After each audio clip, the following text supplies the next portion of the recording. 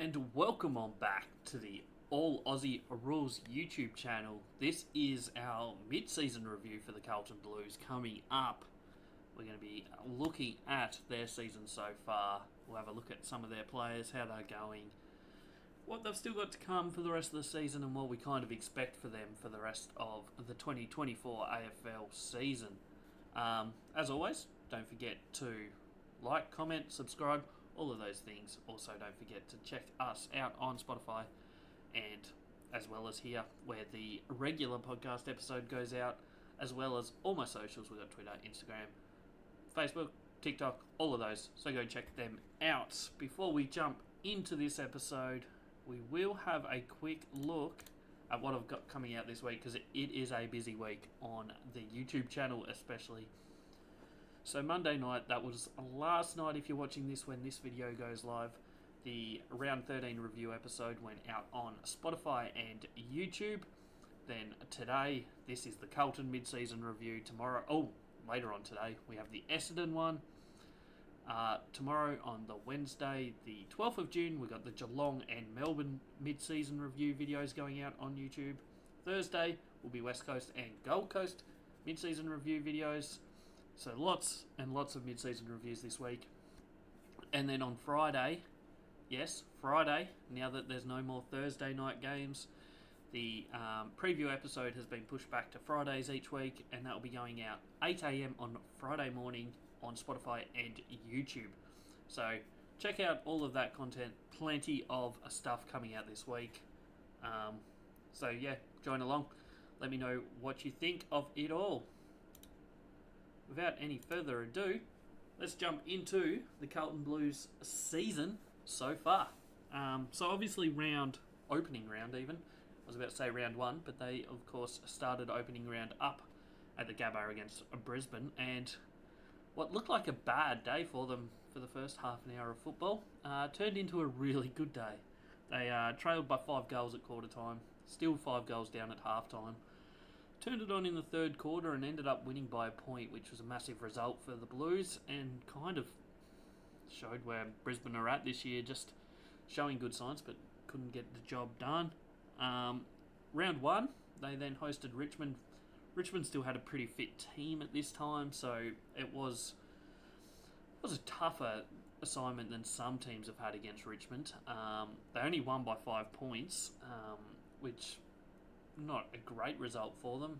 Richmond were probably almost the better team on the day, but Carlton got the job done, especially in that last quarter of that match. They then had a very early bye.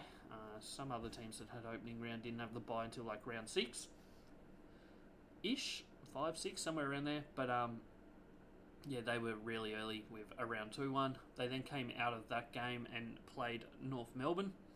They won that one by 56 points in a pretty comfortable victory for them. Never really looked in doubt. They then went over to gather round at Adelaide Oval, played Fremantle. Controversial finish this one, but in the end they got the win by 10 points. In what was a very weird sort of game in a lot of ways. They were only on 40 points at 3-quarter time. Ended up kicking 5 goals, 3 in the last quarter, so close enough to doubling their score in that last quarter for the come-from-behind victory, which was a big result for the Blues and put them at 4-0 and looking very comfortable towards the top of the ladder. Round 5, they hosted Adelaide, and this was one of the first major upsets of the season. Adelaide somehow went to Marvel Stadium and got the 2-point victory over the Blues. Kind of threatened to be a bit of a boil over most of the day, but you always thought Carlton was still going to hang on, but Adelaide got the win in that one.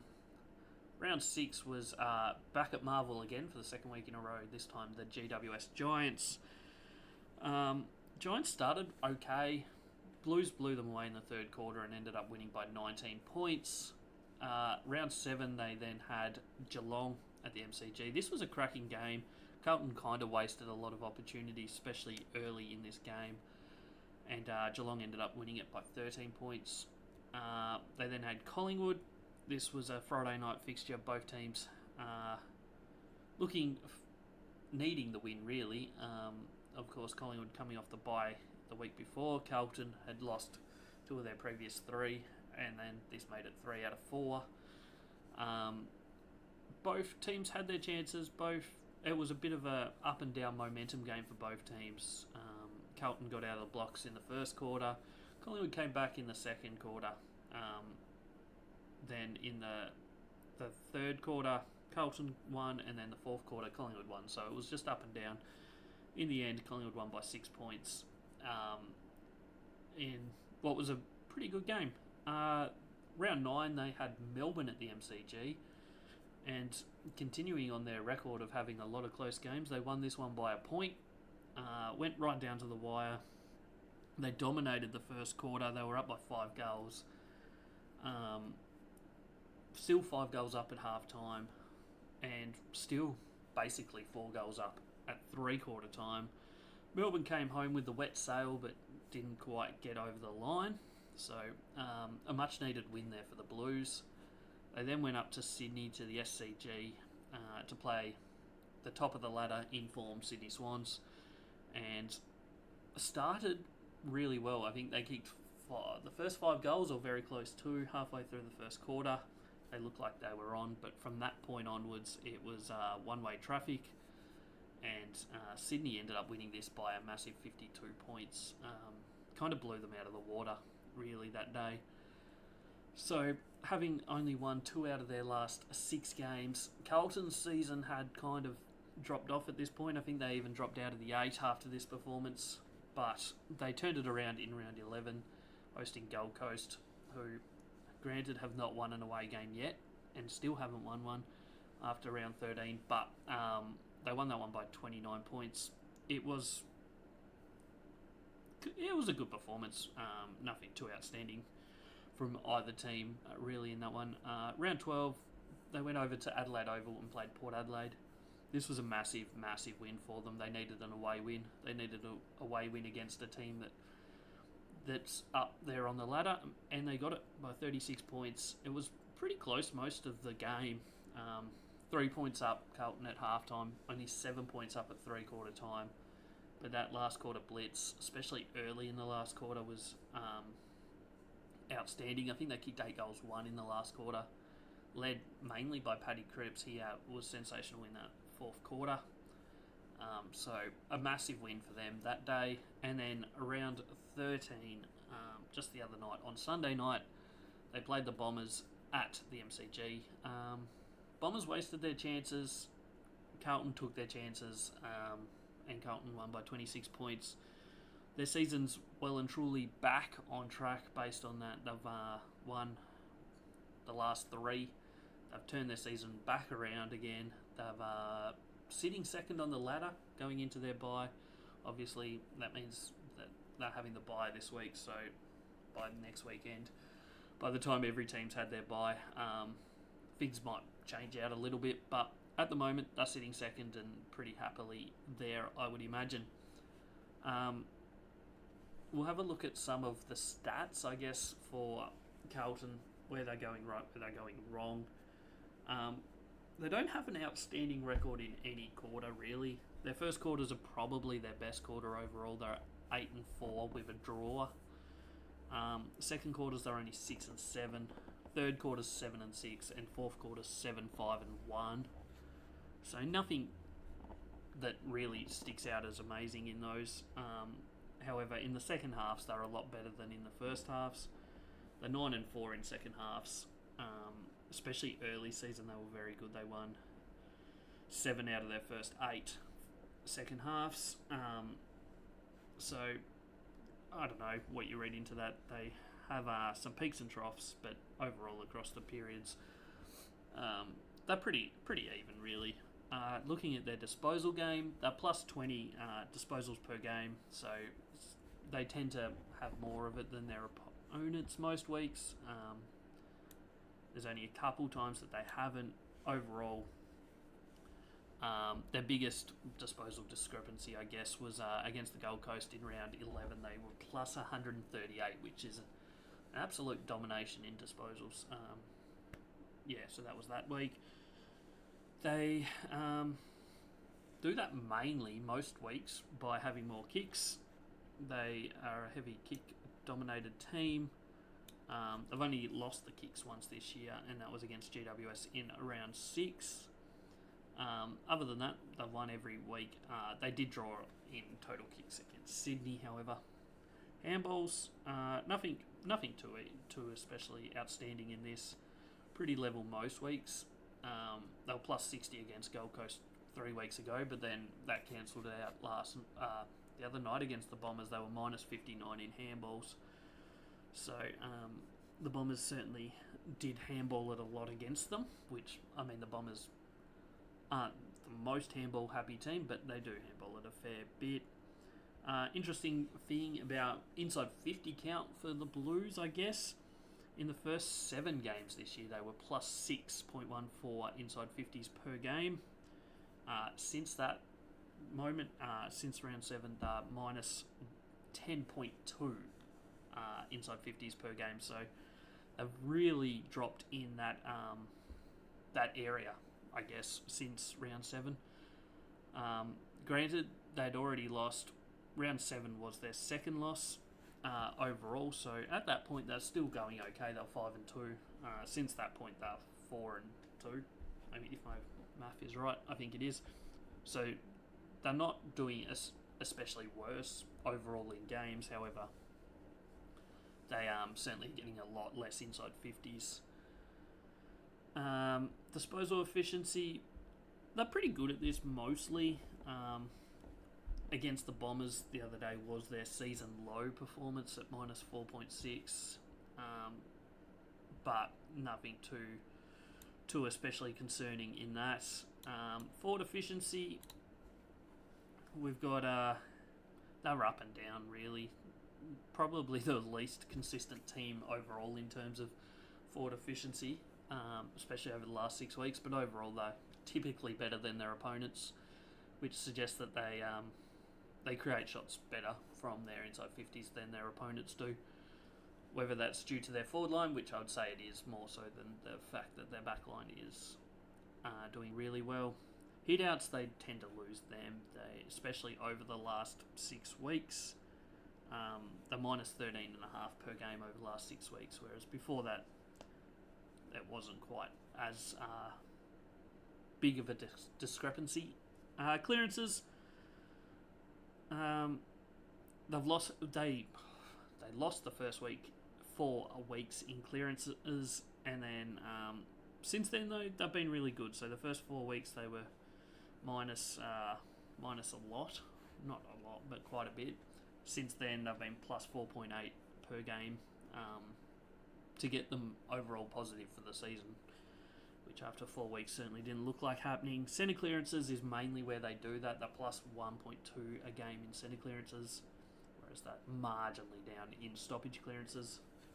When I say marginally, it's 1 per game, so nothing too concerning with stoppage clearances for them. Contested footy, they dominate. They're 11-2 for the season, which is a really good record.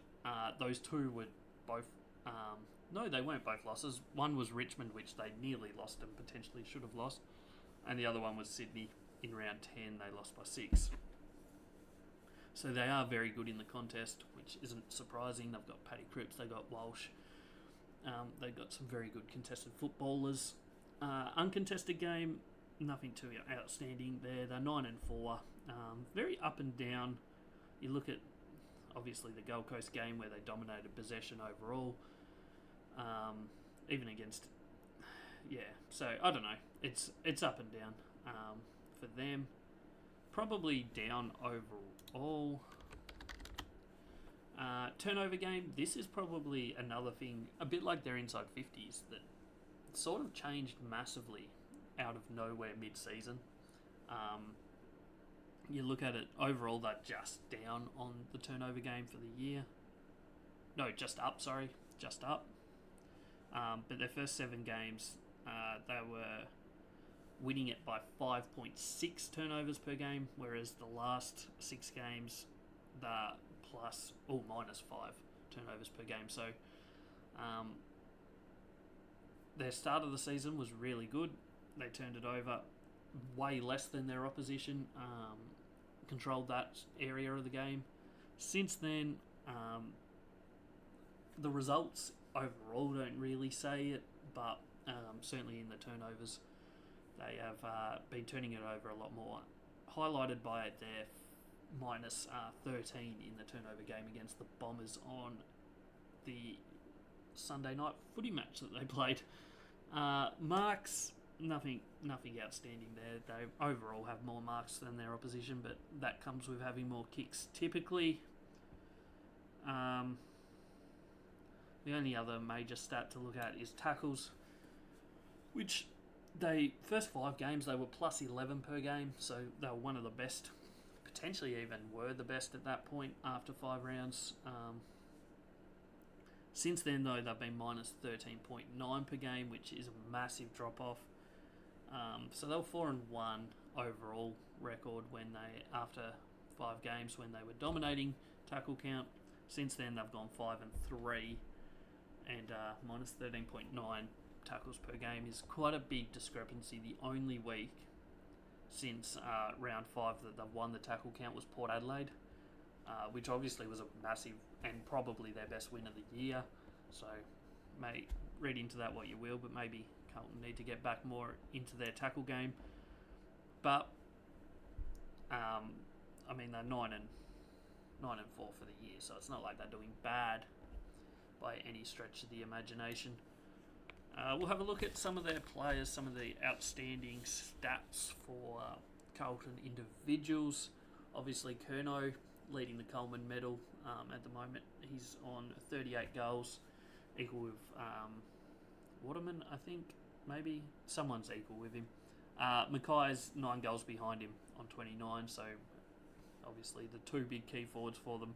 Both doing reasonably well, nothing outstanding, obviously. 13 games, 38 goals is almost 3 goals a game, so for Curnow that's pretty good. Mackay, he's 2.5 per game, just over 2 per game, so he's going okay as well, but that's those two. Also, those two are first and second basically in contested marks per game in the AFL, so obviously those two are very good at marking and getting goals from contested situations. Clearances, Cripps is ranked 9th in the AFL. Pitane is really high, but and it's probably, I was going to say, not massively crucial, but at the same time it kind of is. He leads the league in centre clearances per game, and he also leads the league in score launches per game, which is a stat that heavily favours ruckman, but he is leading all ruckman in that plus 4.8 score launches per game, which is quite high. So Pitane in the ruck is actually a benefit for Carlton, I believe, even though De Koning probably... then again, De Koning when he goes forward is pretty good too, so I think that's probably their best case scenario, is having Pitane in the ruck as the main ruckman and De Koning as the secondary ruck / third tall forward. Inside 50s, Walsh is ranked 6th in the AFL. Contested footy, Cripps is ranked 2nd with 14.5 per game. That's just behind Nick Dacos. Turnovers, Sam Walsh is pretty high in this, which isn't that surprising because he is one of the best at ground ball gets in the AFL. He's ranked 2nd in that. Cripps is 9th. So that's kind of where they win the ball a lot, those two. The loose ball, get it. Cripps obviously doesn't turn it over as much as Walsh, but Walsh is probably more damaging in trying to push the ball forward fast, if you get what I mean. So that's a look at their season so far. They're obviously going very well. They're sitting 2nd on the ladder at time of recording. Things will change. They're looking like one of the better teams. We'll have a look at what they've got to come and what we can expect from them for the rest of 2024. So when they come out of the bye, they've got a massive game, round 15 against Geelong at the MCG. This will be the second time they're playing Geelong this year. Obviously, the last one was also at the MCG. And Geelong just got over the line by 13 points last time in a high-scoring game. So that should be a cracker. Round 16 against Richmond, again at the MCG. You'd expect Carlton to win that, but they weren't outstanding against Richmond last time. They then go up to Sydney to play against GWS Giants. Obviously, they beat the Giants at Marvel in round 6, so this is the comeback match. And Giants will probably be pretty fired up to win that one, but at the moment, Giants aren't going that well. They're still sitting just inside the 8, but they certainly will need to improve. The Doggies at Marvel Stadium. At Marvel probably helps the Bulldogs more than it does Carlton, but that should be a good game. See how the Bulldogs are going at that point. Obviously, their season's a bit up and down. Round 19, they play North Melbourne again at Marvel Stadium. This one shouldn't be too much of an issue for them. They then host Port Adelaide, which obviously they only played Port Adelaide 2 weeks ago over in Adelaide and won. So they'll be looking to really beat them twice in the season. They then have Collingwood in round 21. This obviously is at the MCG. They played earlier this year. It was a kick in it, so that should be a good game. They then have Hawthorn, who they have to wait all the way until round 22 to play them for the first time this year. And to be honest, Hawthorn are going pretty well, so it will be interesting to see how they're going at that point. Round 23, they play West Coast, which, once again, just like the week before, they hadn't played West Coast yet this year. Have to wait till round 23. They have to travel all the way to the west to do that, but you would kind of expect at this point of the year, Carlton will probably be, you'd imagine, in the top 8, potentially pushing for top 4, whereas West Coast, you'd imagine, are probably going to be just waiting for the end of the season. They won't have enough wins to push for the 8, and they'll be probably, I would imagine, just in that, somewhere in that 15 to 17 on the ladder range, and just limping towards the finish line. And then, once again, so the last 3 weeks, they played 3 teams that they hadn't played yet this year. They finished with St Kilda at home at Marvel Stadium. It'll be interesting to see what St Kilda is showing up at that point. Obviously, the Saints' first few weeks were really good this year. They had a big lean period, so it'll be interesting to see if St Kilda can get their season going by that point, or if it will just be kind of Carlton pushing for a home final or a top 4 spot, and St Kilda just not with not much to play for. So that's the rest of the season. Not the toughest run home. Obviously, they don't play Sydney, the top team. They don't play that many teams that are currently in the 8. They've only got Geelong, GWS, Port Adelaide that are in the 8.